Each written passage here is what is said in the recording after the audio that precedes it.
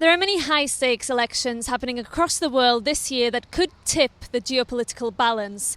Donald Trump's potential return to the White House could leave Europe more alone in defending itself and propping up Ukraine. But it looks like Brussels will be able to count on a more pro-EU government here in London, and one that will potentially want to work closer on defence and security. Now, Labour is the big winner of the night, but its percentage of the vote has not increased significantly in either Wales or England, but it's Scotland that's made the big difference, where Labour has made massive gains at the expense of the SNP, the Scottish National Party. But today, in London, it's a new dawn for British politics. We are expecting the King to formally appoint Sir Keir Starmer as the new Prime Minister, and for him to soon form his government and have his chance at bringing about the change that he's promised for the country. Now, at the heart of these ongoing investigations is a media outlet, or a so-called media outlet that has now been sanctioned in the European Union, called the Voice of Europe.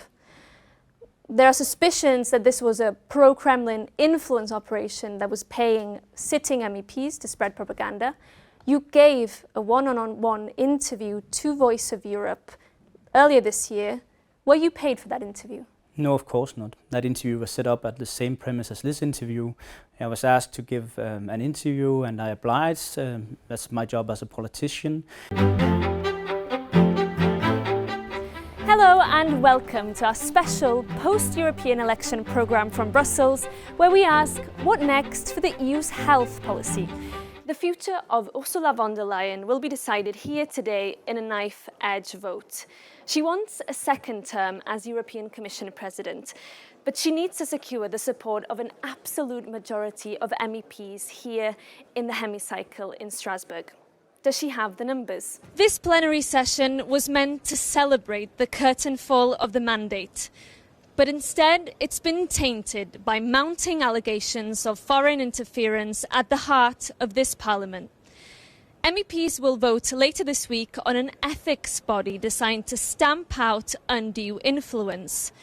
But ongoing investigations into Chinese and also Russian interference have overshadowed those plans, less than 2 months before EU voters head to the polls. People living in the richest parts of this constituency of Kensington and Bayswater earn twice as much and are expected to live up to 17 years longer than those people living in the poorest parts.